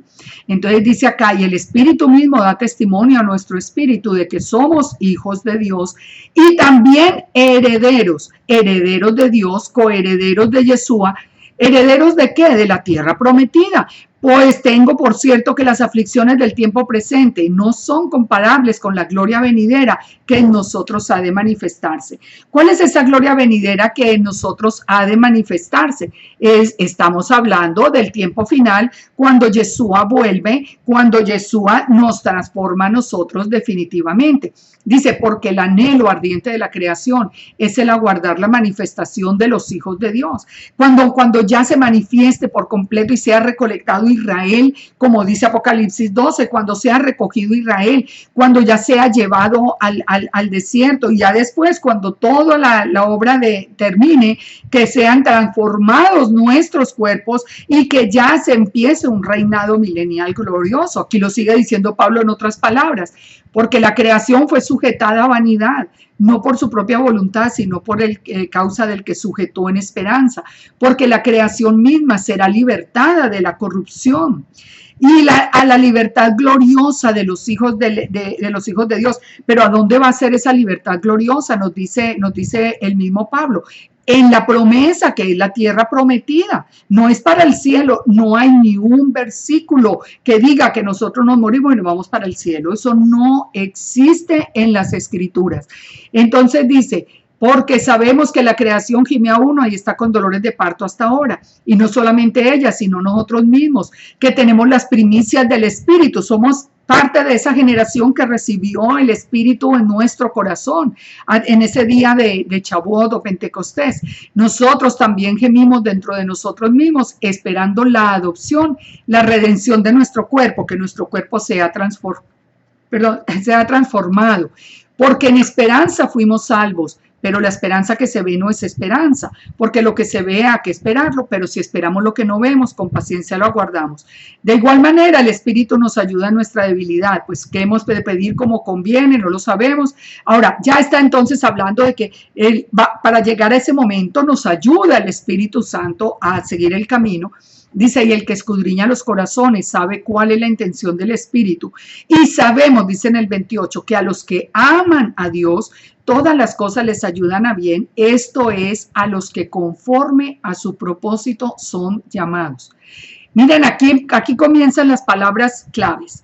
¿Por qué me leí todo este contexto? Para que veamos de lo que está hablando Pablo. Pablo está hablando de cuando seamos regenerados y nosotros vamos a reinar con Yeshua en la tierra prometida.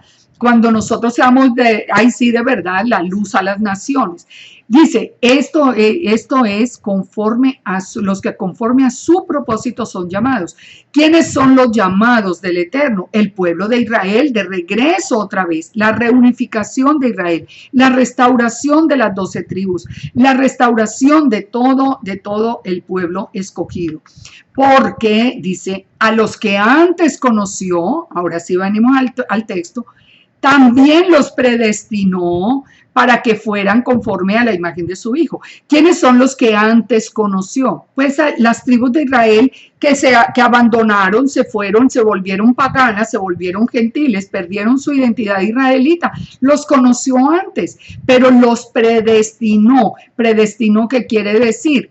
Él los conoció antes, pero recuerden, si ustedes leen todo el estudio, y los animo a que vean ese video, el estudio de Oseas, que es muy importante para nosotros, para entenderlo, como el Eterno mismo, aunque primero repudió a la casa de Israel y la desechó como esposa, después le da una promesa de redención, una promesa de misericordia, y donde fueron declarados como no pueblo, serán llamados otra vez hijos de Dios. Entonces dice, a los que antes conoció, los predestinó. Aquí no está hablando de gentiles o paganos. Recuerden que la palabra gentil quiere decir sin Dios, sin promesas, sin Torah, sin ciudadanía de Israel. Eso es lo que quiere decir gentil. Eso nos lo dice Efesios 2:11, que gentil es el que no tiene ni Dios, ni promesas, ni la Torah.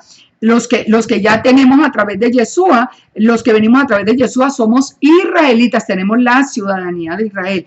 Entonces, aquí los predestinó para que fuesen hechos conforme a la imagen de su Hijo, para que Él sea el primogénito entre muchos hermanos, o sea, para que Yeshua, en el plan, la restauración de esa casa de Israel, que estaba entre los gentiles, era enviar a Yeshua a buscar las ovejas perdidas de la casa de Israel. Entonces dice, a los que predestinó, es decir, a toda esa casa de Israel, a esos los llamó. Los llamó. ¿Dónde dice que nos va a llamar? En Zacarías 18. Dice que el Eterno, Él llevará las buenas nuevas por todo el mundo y Él silbará desde los cielos y la casa de Israel se pondrá en pie y regresará otra vez a la casa del Padre. Entonces, a los que predestinó, a los que les extendió la misericordia, los llamó. Según dice Zacarías 18, llama a toda la casa de Israel. A los que llamó, los justificó. ¿Cómo nos justificó? A través del Hijo. Yeshua muere por nosotros. Yeshua hace la justicia, digamos, por nosotros, porque nosotros merecíamos la muerte por nuestros pecados. Y a los que justificó, a estos glorificó. ¿Recuerdan las vestiduras reales, las vestiduras de las que hablábamos? Eso es lo que significa la palabra los glorificó. Glorificó en griego es la palabra doxazo, que significa exaltar, magnificar, dar honor, adornar con ropas de esplendor. Ustedes recuerdan el hijo pródigo, el hijo pródigo es el resumen de todo esto. El padre que tenía 2 hijos, la casa de Judá y la casa de Israel, el hijo menor, la casa de Israel que se fue al mundo y gastó toda su herencia y cuando ya estaba hasta comiendo con los cerdos, dice que un día volvió en sí. Y en ese día dijo, voy a volver a la casa de mi padre, pero a la casa de mi padre donde también estaba el hermano mayor que era Judá. El hijo pródigo no se quedó con todos los gentiles, él volvió a la casa del padre que era Israel. El hombre que tuvo 2 hijos, es el Eterno, y los 2 hijos, la casa de Israel y la casa de Judá. ¿Y qué puso ese padre sobre ese hijo pródigo? Otra vez las vestiduras reales. Le puso su anillo, le devolvió la autoridad y le puso las vestiduras, lo glorificó. Entonces, tanta discusión sobre los predestinados, que si el Eterno tan injusto que dijo que a unos dijo que a otros, fíjense que no hay sino malos entendidos por haber dejado las escrituras y por haber atendido, por haber dejado la lectura desde Génesis hasta Apocalipsis seguida, sin dividirlo ni en 2 testamentos, ni mucho menos en que uno era para los judíos y el otro era para los gentiles.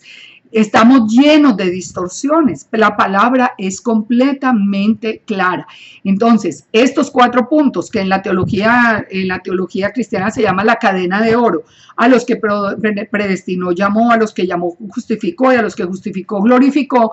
Esas vestiduras que nos pone, ¿cuáles son? Las vestiduras como reyes y sacerdotes, que son las vestiduras de Israel. ¿Qué pues diremos a esto? Dice Pablo, que si Dios es con nosotros, ¿quién contra nosotros? Si ya el Eterno nos abrió la puerta para entrar a Israel, nadie nos la puede cerrar. Hoy mismo estamos escuchando muchas personas que por ignorancia de las escrituras y de las profecías, especialmente en la casa de Judá, y porque se sienten celosos, ahora sí ya lo movimos a celos, nos dicen que no, que nosotros no podemos entrar, que la Torah no es para nosotros, que nosotros no somos Israel. Mentira, la palabra nos dice, si el Eterno fue el que nos abrió el camino, ¿quién lo puede cerrar? El que no escatimó a su propio Hijo, sino que entregó todo por nosotros, ¿cómo no nos dará también todas las otras cosas? ¿Cómo no nos va a dar ser herederos de la tierra prometida, de todas las promesas de Israel? ¿Quién acusará a los escogidos de Dios? Dios es el que justifica. Nadie nos puede acusar. Ustedes no tenían la Torah. Bueno, el Padre se encargó de todo. ¿Quién es el que condenará? Yeshua es el que, ¿quién es el que condenará? Yeshua es el que murió, más aún, es el que también resucitó y está a la derecha del Padre intercediendo por nosotros. ¿Quién nos separará del amor de Yeshua? Porque aquí donde recuerda era lo que decían los calvinistas, no, nosotros aunque pequemos vamos a ser salvos porque nadie nos puede separar del amor de Yeshua. No, eso no es lo que se quiere decir. Aquí lo que nos dice es, ¿quién nos separará del amor de Yeshua? Tribulación, angustia, persecución, hambre. Nada va a hacer que ese plan ese plan falle. Ya Yeshua murió por nosotros, tenemos la puerta abierta para volver a Israel. Ya nosotros habíamos sido, digamos que todo el que escucha la voz de Yeshua, todo el que quiera aceptar a Yeshua como su Señor y Salvador, esos son los predestinados, pero predestinados para volver otra vez a la casa del Padre, para recibir misericordia y gracia. Dice, ¿quién nos separará del amor de Yeshua? Porque está escrito, a causa de ti somos muertos todo el tiempo, somos contados como ovejas del matadero. ¿De qué está hablando aquí? ¿Por qué se cita ese salmo? Salmo 44:22, que habla de Israel.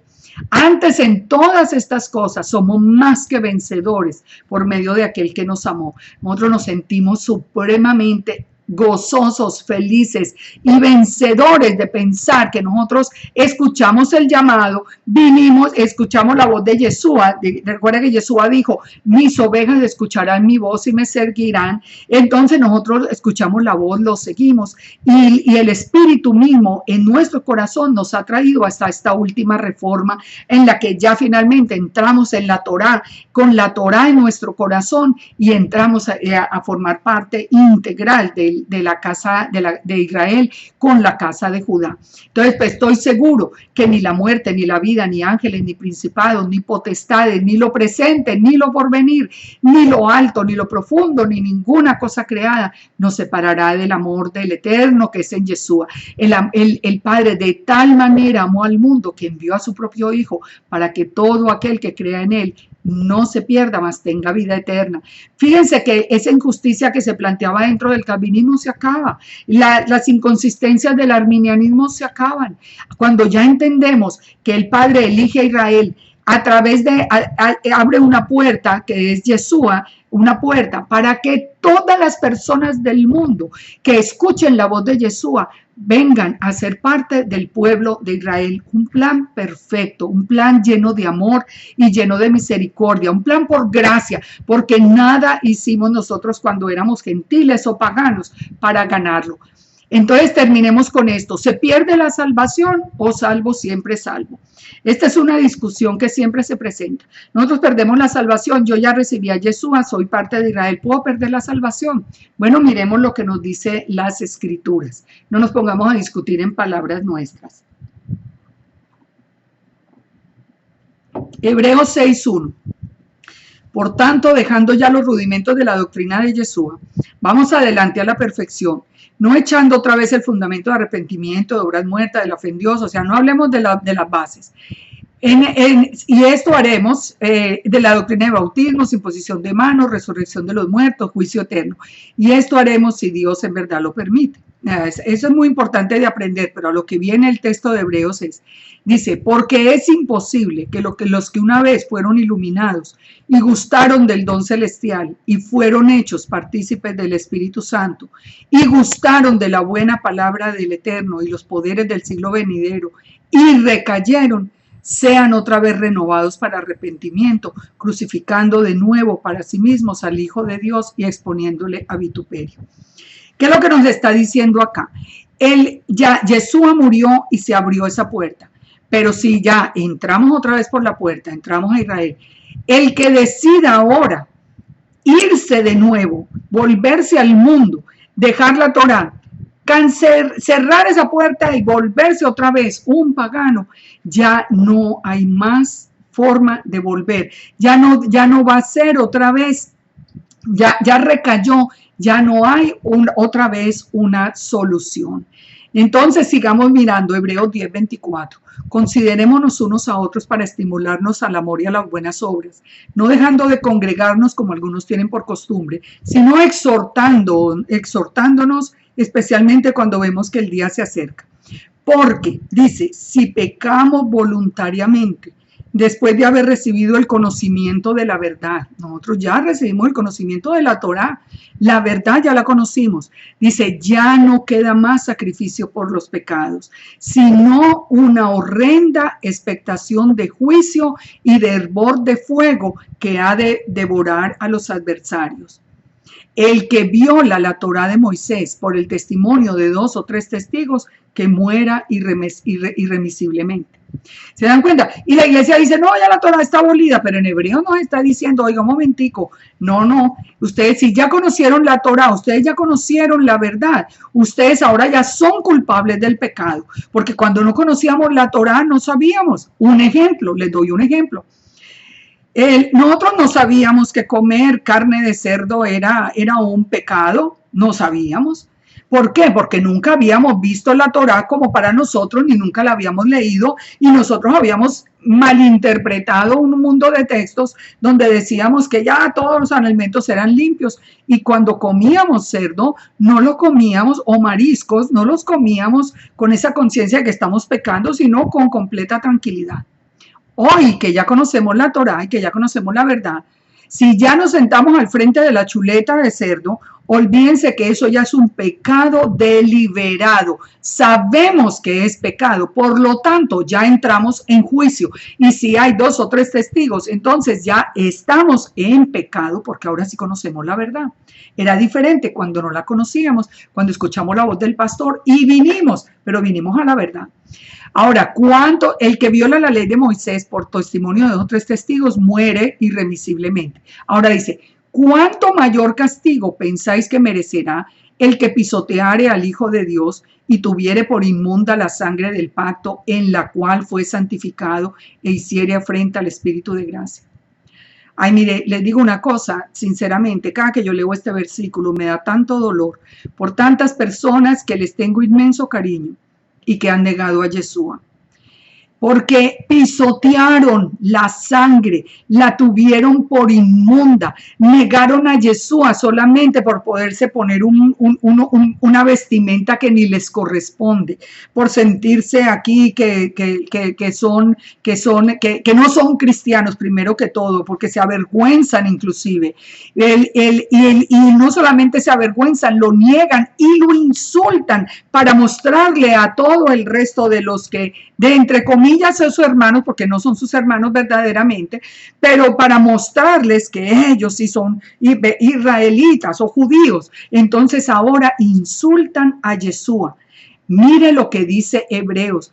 ¿Cuánto mayor castigo merecerán ellos los que pisotean el Hijo de Dios y tuvieren por inmunda la sangre del pacto en la cual fue santificado e hiciere afrenta al Espíritu de gracia? Pues conocemos al que dijo, mía es la venganza, yo daré el pago, dice el Señor. El Señor juzgará a su pueblo y horrenda cosa es caer en manos del Dios vivo. Yo siento de verdad dolor por estas personas que en su ignorancia, que en su afán de sentirse tan importantes, aquí hombres y mujeres tan importantes, negaron y pisotearon la sangre del Cordero, terminaron con todo el plan y van a caer en las manos del Dios vivo. Primera de Pedro 4:18 dice, si el justo con dificultad se salva, ¿dónde aparecerán el impío y el pecador? O sea, eso de que salvo siempre salvo, no importa si yo cometo pecados, igual me voy a salvar. Eso es contrario al pensamiento del Eterno. Sí, entonces Mateo 24:11 dice, muchos falsos profetas se levantarán y engañarán a muchos. Ojo, porque esto tiene que ver con el final, con este tiempo. Y por haberse multiplicado la maldad, el amor de muchos se enfriará. Más el que persevere hasta el fin será salvo. O sea, de todo los falsos profetas que hay hoy, los falsos maestros, los que están enseñando en contra de Yeshua, los que están, dice, solo el que persevere hasta el final, en el plan bíblico será salvo. Hebreos 12:14, seguid la paz con todos y la santidad, sin la cual nadie verá al Eterno. El salvo siempre salvo es mentira, porque el que cae en pecado sin santidad nunca verá al Eterno. Apocalipsis 22:14 por último nos dice, bendecidos los que guardan los mandamientos, cuando nos está hablando de la Torah, para tener derecho al árbol de la vida y entrar por las puertas en la ciudad, en la Nueva Jerusalén. Miren, yo les digo a ustedes, yo les digo a ustedes esto, nosotros tenemos que mirar con muchísima responsabilidad a quién estamos escuchando. Si usted está escuchando a una persona, un maestro que no le está mostrando en las escrituras lo que está enseñando, huya si es que quiere usted al final llegar como parte del pueblo escogido. Este es el llamamiento que nosotros tenemos. El que fue predestinado fue todo el pueblo de Israel. Todo el plan es acerca del pueblo de Israel, de ninguna iglesia gentil.